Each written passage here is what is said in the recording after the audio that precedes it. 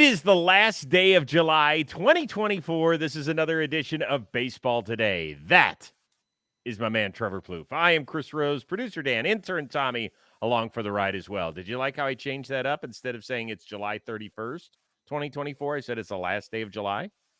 I don't listen to you at all so far. Perfect. So Yeah. you look good, though. I'm excited the trade deadline is done. We have the roster set. We can actually talk about ball now. Yeah. I'm excited. I had about 3 different tips of the cap lined up. I was going to go with like Aaron Boone visiting his favorite football team, the Philadelphia Eagles, while the Yankees were in the city of brotherly love. I thought that would have been cool. And then something special happened as a guy returned to the Gateway City and in his first at bat as a Cardinal in 7 years did this. Driven toward the gap, right center field. That ball is going to be gone! A grand slam for Tommy Pham. I mean, come on, really? It's amazing, man. And you know the Cardinals fans are pumped. He's getting like that connotation of being like a winning ball player, sort of like how Mike Moustakas has that. Maybe even a Jock Peterson has that. But you put Tommy Pham on your team, it's like it's go time. Yeah. I mean, we heard Matt Carpenter say it. He's intense. He loves to play. He grinds. He works his ass off, and then he has that happen. That's pretty special. I thought that was really, really cool. Very, very cool. All right, we were both on our live trade deadline stream, and for a while, it looked like the Los Angeles Dodgers were not going to get a starting pitcher. They did in the waning moments as your good friend, the man whose house you visited just a few days ago there in Motown, Jack Flaherty, is on his way back home. Of course, he grew up in Los Angeles. He is a Dodger. He gets traded out there for a pair of prospects. Did the addition of the right-hander save the Dodgers from having what I would call a poor trade deadline? I think it did. I think it made them all of a sudden have a good to great trade deadline. Clearly, they needed some help at the back of the rotation, and he's better than that. The way he's pitched this year, I mean, he's a top of the rotation type guy. So now all of a sudden you're looking at, kind of what we expected the Dodgers to have at the beginning of the season, a bunch of guys that can go out there and give them really quality innings. He's going to be a guy they're going to even lean on in the postseason as well. So as other teams got inning eaters or back of the end of the rotation guys to get them through the season, I don't think that's what Jack Flaherty is to the Dodgers. I was talking to him. You mentioned I was at his house and the Dodgers came up. I think he was thinking Houston, New York, and the Dodgers were one of the teams that said, do you even want to play for the Dodgers? Because some guys don't want to play for their home team. And even Jack, he left Los Angeles, went out to Las Vegas to train in the offseason. And at that time, he told me, I kind of need to get out of LA. And he said, I really want to play there at least, for a season. I want to be a Dodger. And now he gets his chance. I was texting with him already. He's very, very excited. But on the Dodgers note, yeah, I mean, I think it did, in my opinion, I think it did save their deadline. Totally it did. They had made some cute little moves, right? They ended up getting Rosario and Tommy Edman. They added Kiermaier kind of in addition to the Flaherty part of the deal. Kopech, those are all nice little moves. I've said it for weeks, if not months, that they have needed rotation help. Because going into the year, even though the Dodgers had spent a ton of money on their rotation, there were question marks all over the place, right? Could Glasnow give them enough innings? What would Yamamoto look like year one over here in the States? When's Walker Buehler going to be back? Dustin May might be back the second half of the year. Clayton Kershaw's coming off a shoulder surgery, and not all of those questions have been answered to this point. So what you need is a guy who can answer the questions, and Jack Flaherty has done that. In all 18 starts this year, he has worked at least through 5 innings. So this is a guy, and he's going to need to give them more because your bullpen I like the Dodger bullpen. I don't love it. I think it'll allow them to move some of these young guys that they have used in starting roles into the bullpen at crunch time. So I just think I think this was the move that the entire organization needed to make, because if you don't do that and you lose again in the divisional round, people are going to say, well, you didn't go get that starting pitcher. At least here, they've given themselves every opportunity. Yeah, and they have 5 starters plus some now that they can rely on, throughout the rest of the season. At least pare everything down, maybe move some of those guys to the pen when the playoffs come around. I do like the auxiliary moves, if that's what you want to call them. I'm like fascinated with the Michael Kopech and why he hasn't just been a dominant reliever. Maybe they can find some things, to iron out his location and his command. I think Tommy Edman fits their team really, really well in what they're trying to do with his versatility. And then a guy like KK, I mean, they've kind of been struggling to find a consistent center fielder. I don't know if he's going to be out there every single day, but having him roam the outfield is it's not a bad thing for your team. So I think what they've done, what they did up until that point, those were holes they needed to fill and pieces they needed, but to take them to that next level as far as a trade deadline grade, Jack was the guy. Yeah, because once again, they might get bounced in that first round if they get a bye, let's say, for the third straight year and they don't end up advancing to the NLCS. But in my opinion, it's not because they didn't do enough now at the deadline. I would say that the Flaherty point kind of hammered that one home. He's been top 5 in strikeout percentage and on-base percentage allowed. He's been very, very good. Let's stay in the National League West, where the San Diego Padres did not add a starter. Instead, they have loaded up on relievers. Jason Adam came over the other day from the Tampa Bay Rays. Now they have added left-handed all-star reliever Tanner Scott in a 6-player trade from the Miami Marlins. Has San Diego's trade deadline made it now the third best team in the National League behind the Dodgers and Philadelphia? You know I don't love questions like this. And I'm a little jaded, Chris, because I just saw the Mets dismantle my Twins for the last 2 nights. The Mets are a very, very good baseball team. I believe there's a lot of similarities between the San Diego Padres and the Mets as far as the depth of the lineup goes. The Mets can beat you up and down. There's not really an easy bet. I think San Diego's lineup has continuously got deeper. So I think there's like a jumble of teams at that. I think it is still Phillies, Dodgers, and I think right there, right along the lines of all the teams that are in the wild card, they're all kind of jumbled up. It's hard to ignore Milwaukee. It's hard to ignore the Cardinals. It's hard to ignore even the Diamondbacks coming and surging, even though, the loss of Christian Walker is surely going to hurt them. Mm-hmm. I don't think I'm willing to put them at number 3, Chris. I'm not. And I don't know. I don't really know who I would put at number 3. My default answer is typically the Braves right there, but I don't know if I can give that to them. So I'm going to say Mets, Padres. Okay, so 3-4. I think so. Yeah, I hate to do this to Milwaukee because I know that people are going to get on me. You hate Milwaukee. I don't hate Milwaukee. They lost Christian Yelich, who's having a phenomenal year, and they went out and got Frankie Montas, who's got over a 5 ERA in their division. I didn't love that at all. Now, Devin Williams has come back. That's wonderful for them.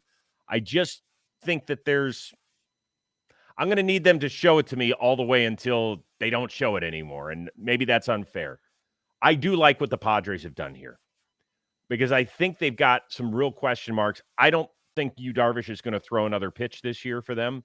Joe Musgrove is a question mark at best. I think they feel like he's making progress enough to help them maybe in the month of September. But if you're not going to overpay for a starting pitcher, then you damn well better be willing to do it for the bullpen and shorten the game. So now you've got Suarez, who's highly underrated in my opinion, Tanner Scott, Adam, Jeremiah Estrada, who even when he loses 17 pounds is still out there gutting it out, Brian Hoeing, who they picked up as well in the Scott deal. This is the first year he's really been good, but he has been good. So if you could make it a 5-inning game for your starter, good for you. So I would say yes. I particularly when you got to remember Tatis will be coming back in September.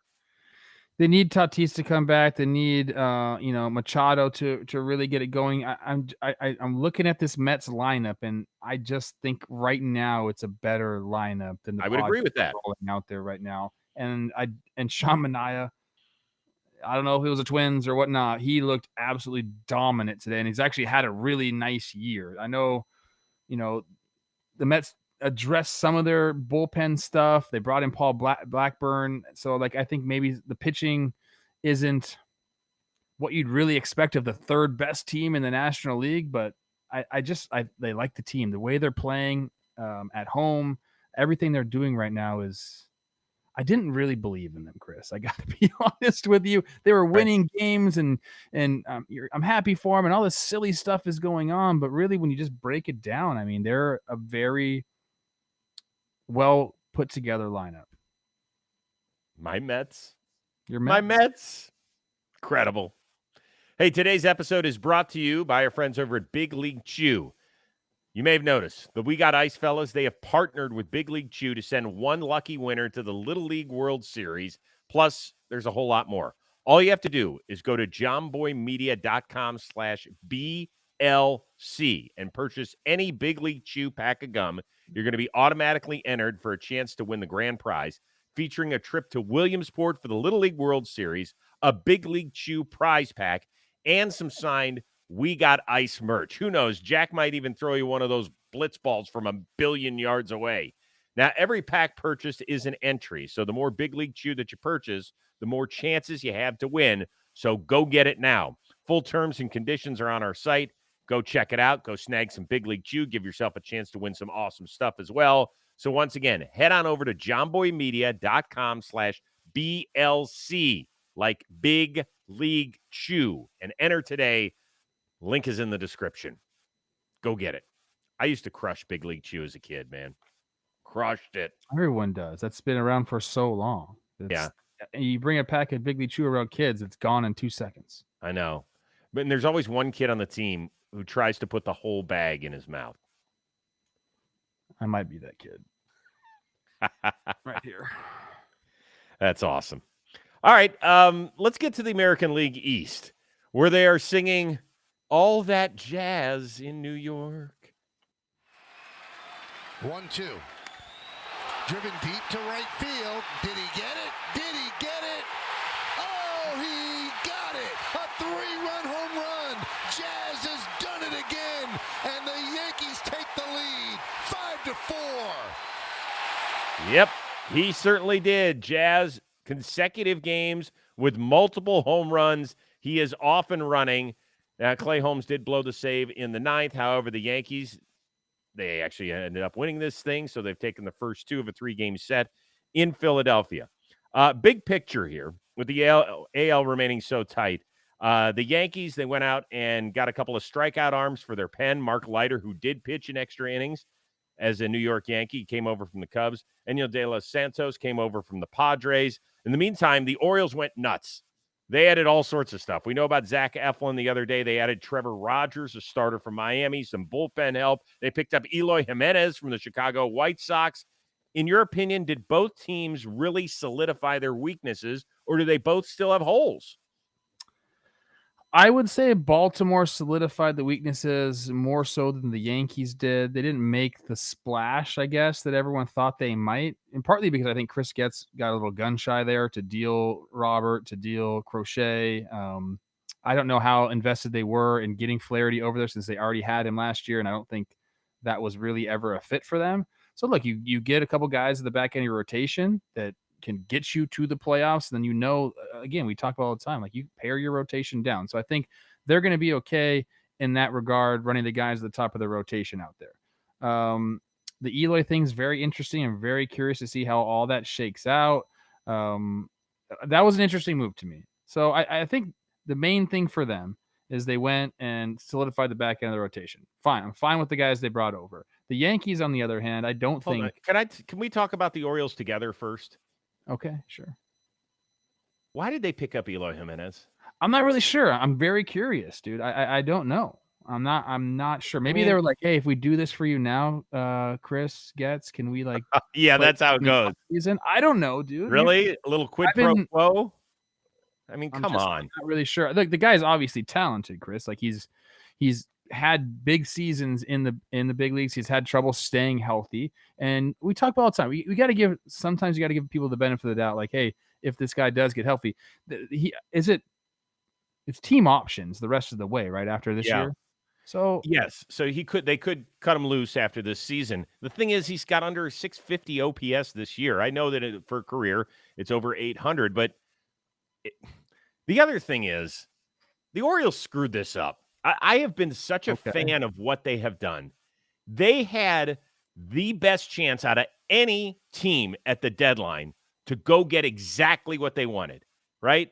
We know that they've got better prospects than anyone out there. And we have talked about this all year long, that wherever they have shortcomings, they have the ammunition to do things that other teams just do not. And for whatever reason, Mike Elias did not want to do it. Now, he gave up, it looks like, an awful lot for Rodgers. And that doesn't make any sense whatsoever. That was interesting. He's Yes. not a strikeout guy. He's nowhere close to the top of the rotation at this point in his career. Nowhere near. So if you're going to go get somebody, you want to put somebody right behind Corbin Burns in game 2 of the playoffs, whatever round that is. Divisional round. Who was that going to be, though, Chris? There wasn't anybody like that available. They weren't bringing back Flaherty. We don't know that. We do not know what the offer could have been for a Garrett Crochet. I mean, like, yes, by Chris the way, was not going to deal those guys. He was overwhelmed. We don't know that. Yes, I know that. How do you know that? I could tell, man. I told you that as soon as I saw him give that interview about the Crochet situation, I knew that this was like this. He had a lot of guys to get rid of, a lot of guys to trade. I guarantee he's like, I need a breather. Let me get into the offseason. I actually think it was a smart decision by Chris Getz. I really do. I think him backing off the pedal a little bit and saying, let's wait until the offseason where more teams are going to be buyers. Because, everyone dreams of their season the following year. Right now, some people were ready to stand pat or, thought they were out of it looking at the playoff percentages. More teams are going to be in on these guys. And the half year of control to him wasn't worth, rushing into something. So now there's no deadline in the offseason. He has plenty of time to look through everything. He can bring in some dudes to give him some help because I think that's probably he needs that. And he'll make a better decision in the offseason. I just don't know who you're talking about is going to go and slot in. I mean, look, there's people out there. And, yeah, if you went out and had it, they just brought up Jackson Holiday. If you were to get rid of him, yeah, you could probably pry quite a few people away. But I don't think they're willing to do that. Maybe not. But here's the thing. They've got like at least 4 or 5 guys who I think we all feel the same about them as guys who are young in their career. Like a Jordan Westberg, he's no longer a prospect. He is here, but you would consider him very young in his career, right? Yes. Okay. There's a bunch of other guys. There's Colton Cowser. There's Kerstead. All of these guys, you don't have to keep them all. But boy, at the end of the day, if you've got this young team and for the second straight year, you go piss down your leg in the divisional round or whatever it is, because you don't have a guy that can back up Corbin Burns, then shame on you. They have a wonderful opportunity to do this. And if you could get a guy, I understand. Probably Scooble was off limits. But, man, I'm sure there was a way that they could have gotten Garrett Crochet. Maybe.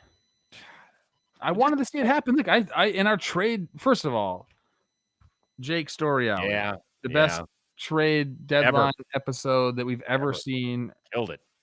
In the world. I had Crochet going to the Orioles, dude. I had that, but it just wasn't meant to be this year. I mean, look, if you roll out, I'm trying to think about who their 3-man rotation in the playoffs will be. So it'll be Grayson Rodriguez, Corbin, Grayson, Suarez, with a quick hook to somebody else, to Kremer. Maybe it depends who's pitching best at that point. That's the problem is you look at it and you're like, you can't line it up right now because it really is a question of which of those guys matches up best with whomever you're playing against and who is pitching best. Very quickly, let's touch on the Yankees. Did they do enough? No, I don't think so. I mean, I think we talked about a lot how the back end of their bullpen is still unsettled, but I get all the info from our guys. So apparently Boone said they're sticking with Clay Holmes. That was not going to get, changed whatsoever. So yeah, they added a few pieces back there in Leiter and De Los Santos. Jazz playing the way he's played makes it a little bit more palatable, I think, over the first couple games, hitting all these homers. Like it kind of washes away what is a disappointing trade deadline, no doubt, for Yankee fans. I think everyone, what they're saying about the Yankees is true. You have Juan Soto. You have to think that you only have Juan Soto for this half season, for this season. That's it. You can't say we're going to re-sign him. You can't. That's not for sure. He's going to test free agency, dude. You got a guy across the town who's going to flash a ton of money. So I thought they were going to go all in. And I know for a fact that they were talking about Flaherty. I know that. And would that have helped them a lot? And would that have changed the way that I view this trade deadline for them? Yes, 100%. But they didn't go get rotation help. And now Garrett Cole's still feeling like he's not ready to go. He's not bouncing back. And how does Nestor feel about being shopped around so much and then he's there? And Gleyber Torres now, it seems like he's unhappy in the way things have been talked about. So I think, and our guy Dan said it the best. He goes, anything less than an A this trade deadline was an F. And I kind of feel that. Like when he said that, I was like, you got me there, Dan. Yeah, it's interesting. I would agree with you.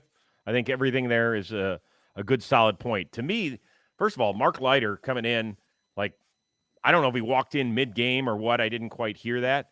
But let's say he found out in Cincinnati where the Cubs were. There's not a ton of – I lived in Cincinnati for a while. There's not like hourly flights from Cincinnati to Philadelphia. That doesn't happen. You know what you have, Chris? PJ? PJs. God, is Mark Leiter worth a PJ? I mean, you're in the race, dude. Playing the Phillies. Wow, that's pretty good. Phillies is it was his old organization, wasn't it? Yes. Yeah. Love that for Mark Leiter Jr. Yeah. Love that. That's pretty cool. And now he gets to pitch for the same team that his dad and his uncle pitched for. I don't know if he took a PJ. I'm just saying.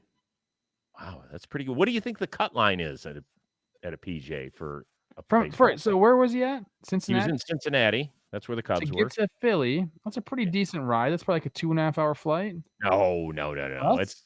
It's a lot less. For sure. Oh my gosh. You think so, huh? Yeah. I mean, at max, what is that? 10, 20 grand for the Yankees? Come on. Okay. Yeah. All right. We'll just bad for the environment, though, people. It is horrible. It is horrible. All right, let's get to this. Which contending team fell most short at the trade deadline, and which other team, contending or not, really knocked it out of the park? Let's go each first with the contending team that fell short. I know who you're saying. Yeah, my Twins. I agree. Bottom line. And you know what? You get your bell rung in New York, now 0-5 in New York. You lose 15-2 last night. Have to bring in a position player, which was embarrassing. And then you have a good start from your guy David Festa today, but the bullpen, bullpen was fine today. But no hitting against Shamanaya. Like they didn't do anything. Yeah, but just talk about the trade deadline. We don't have to break down Twins, game. What I'm saying is it feels even worse because of the way they played the last 2 days, Chris. You got 2 hits tonight. The night before you lost 15-2. You expect at least something would have. I mean, the Royals are going to jump the Twins. The Guardians are at 7 games ahead now. Like this was the time. You make the playoffs last year, win a playoff series. A lot of people expected a lot. Crickets. You need a left-hand reliever. You went out and got a righty with reverse splits. Yeah, and a 4.5 ERA. I would have said the Twins, except I was going to let you have that one. The Atlanta Braves. We talked about this on Tuesday's show, which was when they traded for Jorge Soler. Yeah, it's bringing the band back together, which is great, and he's been playing very well over the last month. But now, unless they can play multiple DHs, and I checked the rules earlier, you can't. I don't know. They're going to have one guy out there who has either Ozuna, which will not happen, or Soler is going to ride the bench, or one of them is going to be in the outfield when they haven't played a single inning out there all year. And I just think that the Braves they're relying on a lot of guys to be okay. Max Fried, we know he's back throwing, and Lopez, they said there's no structural damage, so that's okay. That sort of stuff would scare me a little bit, not to protect yourself. I don't know. Luke Jackson, he's pitched better as of late. It just feels like they're going on a kind of a prayer this year more than anything. That's what I would say. All right, what about the team you're going to give a thumbs up to? It does not have to be a contender, but it can be. I think it's the Angels. I don't know. Trading a reliever away that was going to be a free agent for some 2 pretty good pitching prospects. Like I like that. Like that's a smart play. They have traded Luis Garcia today. They got, I'm reading now, 4 prospects. Yeah. Like you got to pick a lane. Obviously, they know which lane they're picking. They got some bad news with Trout today again. But from what we hear, and Jeff Passan backed everybody up, these prospects from the Phillies seem pretty dang good. Yeah, I felt like they could have done a little bit more. I was surprised that nobody snagged Tyler Anderson. Yeah, that's interesting. Offseason too, though, man. I know, but at this deadline where teams are paying through the nose, a guy who's really been dependable this year and is under control next year for not a ridiculous amount of money. Can I give another one? Sure. I think the Royals did a great job. I I'm agree. envious of the Royals. I am too. I thought with the bullpen arms they added, That's another reason why Minnesota lost, dude. This Guardians and the Royals added, and they're playing well, and they're yeah. I thought the Royals did the best job of anybody in that division, adding a couple arms. And Ursig, who he hasn't been as good the last 2 months as he was the first 2 months of the year, but he is still a strikeout pitcher. So I thought that was good. They addressed their. I'm going to say the two teams from Florida. I know Peter Bendix, who's the architect down there in Miami, has caught a lot of shit, and people like ripping on him. But I think he's done a hell of a job. He's brought in a ton of guys that could help turn around their farm system. They weren't doing anything this year anyway. So he planted the everything must go sign outside of that stadium. But I'm going to really say the Rays. I thought the Rays did a great job. Some people will rip on him for the Paredes deal, but did you see who hit a home run in his first Morel? game? Yeah, Morel. Obviously. And Trisha Whitaker, she does Jose Siri always takes her phone after a win and does the selfie thing. He dragged Morel into it. See, there you go. They look happy. And by the way, they're very much in wild card contention. Springs just came back and started pitching, so they lose Eflin. They bring back Springs. Rasmussen is going to come back in some role, it sounds like, soon, maybe out of the bullpen. I don't know, man. They just what do you always say? The Rays Gonna Ray. Okay. Pretty good. Plus, they got Dylan Lesko, Aiden Smith, Brody Hopkins. Those are some big names out there in terms of prospects. We'll see how many of them make it to the Trop one day. Chris, you know what else we can see? What's that? You might want to get out of here for this one.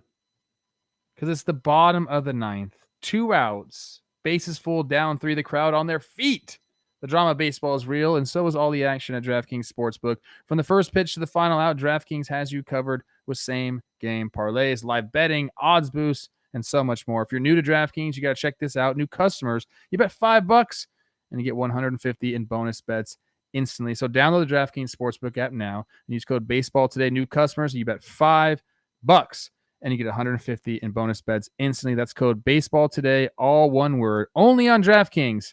The crown is yours. I'm back. All right, let's do this one quickly. Which player are you most surprised did not move at the deadline? I think it's Blake Snell. I really thought he might get moved, Chris. So I'm going to say Blake Snell. I don't know if that's the best answer because there are some other guys that, I think Tyler Anderson's a good answer for this one. So I'll say Blake Snell. I mean, he's got the player option. I think he's going to test the market. We talked about this many, many times already. San Francisco seems to be kind of like caught in the middle. But maybe they're just banking on a wild run and they don't want to disappoint their fan base anymore, I guess. But I think it would have been a smart decision to move Snell. Maybe they were trying, just couldn't get it done. Right area, wrong team. Brent Rooker, we've talked about it. I mean, is his value ever going to be higher than it is right now? I don't mind the guys that didn't go that have all the years of control. I don't mind it. I know, but for the A's, their game plan is so much different than everybody else's. They're playing in a freaking minor league stadium for the next 3 years. Really? Yeah. What are they going to try and draw more than the 13,000 fans that could actually seat in Sacramento when they're playing games when it's 108 degrees outside? Like, get what you can. Are you not paying attention to what is going on here at the deadline? Brent Rooker has killed it. He would have been the most impactful bat to change teams. Yeah, there wasn't a lot of like bats. No teams. No, there weren't. Randy's considered a bat. He's kind of an all-around player, but he's considered a bat. Yeah. And then after that, who was the biggest one? Tommy Pham, Justin Turner. Right? Who else? I guess Josh Bell. Jazz. I'm curious to see like what the market really was for it. But again, I don't fault teams for not rushing into a trade. This is funny, okay? Because the the owners want to put a deadline on free agency. They want to force a deadline. Right. But then when the deadlines for like these guys, they understand like, hey, like when a gun's pointed at me, I'm going to make a rash decision. I'd rather wait to the offseason and take my time with it. So, just remember that when they start talking about all this deadline stuff. Okay. Last thing, you seen this viral video of DJ Khaled hanging out at his house? I have not. Opens the freezer. Look at this. Oh my It's God. like his own freaking ice cream shop. Now, I know you are not a huge dessert guy, so I want to know, is this impressive to you or so gluttonous you're disgusted? I think it's like a little bit in the middle, Chris. I'm not disgusted. Like I get like, people do stuff like this. I'm watching that show on Netflix about the receivers, and Justin Jefferson eats candy all the dang time. So to each their own, man. I know when I was in high school, my mom had crazy snacks in the house. Everyone used to love coming to my house, and we would be snacking, Chris. So I can't hate, but I also don't love it at the same time. Do you even eat ice cream? I will. I've I usually don't. But like if I'm somewhere like it's really good, like I really like am into the restaurant, I'll try the dessert for sure. But I'm not just gonna go to like Baskin Robbins and get a scoop, bro. I will tell you this. When I used to travel for Fox and I'd go do games and Eric Karros was on the crew, he and I used to kill the peanut butter chip ice cream that was at one of the hotels. I want to say it was the Omni in San Francisco. I love peanut butter, So whenever he goes up there, he just takes a picture of it and sends it to me, and he's like, sucker. I'm like, damn you. God. Eric Karros doesn't need ice cream anymore. I've seen that guy's body. It's ridiculous. He looks so good. What are you doing? When I see these old guys looking so good, I'm like, what are you doing? Hey, and plus that hair, that is like U.S. Open. He's actually really nice thickness. So. That's pretty impressive. All right. Very quickly, we want to mention this. Oh, there you go. God, your hair is just the chef's kiss, or the dessert chef's kiss, in this case. We will not be going live for the foreseeable future. We just want to let everybody know that. We're just trying something new. Don't worry. You are still very important to us. It's just a little thing that we're doing here at our media company just to try a few things out. So we appreciate everybody getting up with us, whether that was at noon Eastern or 11:30 Eastern. We know that the schedule would sometimes shift, but please continue to consume us here on Baseball Today. Those episodes are going to get out early, so keep watching them. We're very proud of what we do for you, 5 days a week. We love talking ball, and we love seeing your comments. So leave us plenty of comments. And don't worry, I'll still do my Sydney dog voice. Oh, gosh. It's going to be the whole episode before we know it. For our one-of-a-kind producer, Dan Rourke, who did not get traded, even though we certainly got some really interesting offers, and our amazing intern, Tommy Young. That is the uber-talented Trevor Plouffe. I am Chris Rose. We will see you Thursday here on Baseball Today.